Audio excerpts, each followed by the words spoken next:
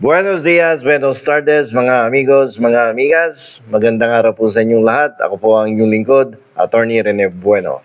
Ang pag-uusapan po natin ngayon ay tungkol sa kalihim ng kalusugan na si Teodoro Herbosa, na kasalukuyang naharap sa mga reklamong isinampa sa tanggapan ng Ombudsman. Ang pangunahing reklamo ay ang di umano'y pagpapakalat o distribution ng mga expired na gamot tungkol sa psychiatric medicines na nagkakahalaga ng 44.6 million. Nagmula ang mga reklamo sa mga empleyado ng Department of Health. Naku, patay kang bata ka. Nando dun sa loob yung nagreklamo. At nakatuon ito sa pamamahagi ng mga gamot. Ipinamahagi ito o ibabahagi sa isang private organization. So, walang iba, yung Rotary Club of Quezon City. Malaking pag-aalala ito dahil sa proseso ng pagbili at pamamahala ng mga gamot sa kagawaran. Walang expired ang mga gamot. So ano ang mga batas na maaaring nalabag ng ating Department of Health o sa pamumuno ni Secretary Herbosa? So maraming batas ang nilabag dito. Unang-una ay Republic Act number 3019 na kung tawagin natin ay Anti-Graft and Corrupt Practices Act.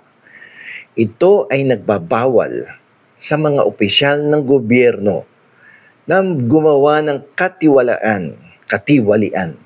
Kasama na ang pagbibigay ng hindi nararapat na pabor sa kahit sino. Ang reklamo ay nagsasabing posibleng nilabag ito dahil sa pagpapakalat o distribution ng expired na gamot na maaaring maituring na favoritism o kapabayaan na nakakasama sa publiko. Pangalawang batas, Republic Act 9184, Government Procurement Reform Act ang tawag dito. Ang batas na ito ay nag-uutos ng transparency and accountability sa mga proseso sa pagbili ng mga gamit at serbisyo ng gobyerno. Ang reklamo ay nagsasabing posibleng nilabag ito dahil hindi umano sinunod ang tamang proseso kaya nakabili at nakapag-distribute ng mga sirang gamot. Ang isa pang batas, Republic Act number 5921 o yung Philippine Pharmacy Act. Ang batas na ito ay nag-aayos sa pagbebenta at paghawak ng mga gamot. Ang pagpapakalat, distribution ng mga expired na gamot ay posibleng paglabag dito dahil sa panganib sa kalusugan ng publiko. Delikado yung ginawa ng Department of Health na yan. Kayo kaya painumin ko ng expired na gamot pag di kayo maghapon magdamag nagtae. So ano yung mga epekto nito na dapat isaalang-alang? So malaki ang epekto ng mga di umano'y paglabag na ito. Hindi lamang ito nagdududa sa integridad ng proseso ng pagbili ng gamot sa ilalim ni Secretary Herbosa, kundi pati na rin sa transparency at pananagutan ng DOH, ng Health Department. Ang pagpapakalat ng mga expired na gamot ay delikado sa kalusugan. Nakakasira ito ng tiwala sa serbisyong pangkalusugan at maaaring magdulot ng masamang epekto sa kalusugan. Kailangan alamin kung ito ay kapabayaan, maling paggawa o sinadyang paglabag sa batas.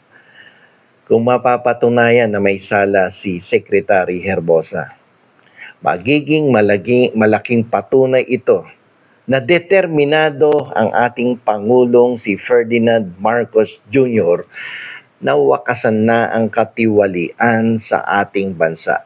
Kahit pa ang mga sangkot ay kaibigan niya, department secretary o kamag-anak niya, ito ay magpapakita ng kanyang pangako sa transparency at accountability.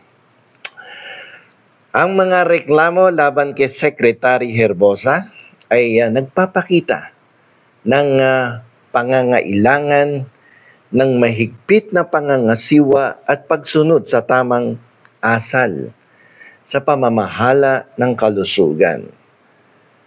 Mahalaga ang investigasyon ngayon ng Ombudsman para malaman natin kung sino talaga ang mananagot dito. Ano ba talaga ang nangyari? Sino ba talaga yung responsable? Ang resulta nito ay magkakaroon ng malaking epekto sa mga patakaran at gawain sa Department of Health at sa buong sistema ng kalusugan sa bansang Pilipinas. Alam nyo kung may katotohanan to, kung ako sa mga government officials involved, dapat mag-resign na kayo, magkusang loob na kayo at huwag nyo nang bigyan ng kahihiyan ng ating Pangulong si Ferdinand Marcos Jr. Sapagkat ang ating Pangulo ay aktibo sa kanyang programa na gusto niya nang wakasan ang korupsyon sa ating bansa. Kaya kung merong mga sekretaryo or secretaries sa different departments sa ilalim ng kanyang tanggapan at pinagdudahan kayo, regardless kung totoo o hindi, kapag kayo pinagdudahan katulad sa bansang Hapon, magkusang loob na kayo, mag-resign na kayo dahil kayo ay naglalagay ng dumi sa imahe ng opisina ng Presidente ng Republika ng Pilipinas. Sa Japan, agad-agad nagre-resign. Yung iba nga dumadating sa punto na nagsusuicide, yung tinatawag nilang harakiri. So sa atin dito nga nakasuhan na-convict na yung iba.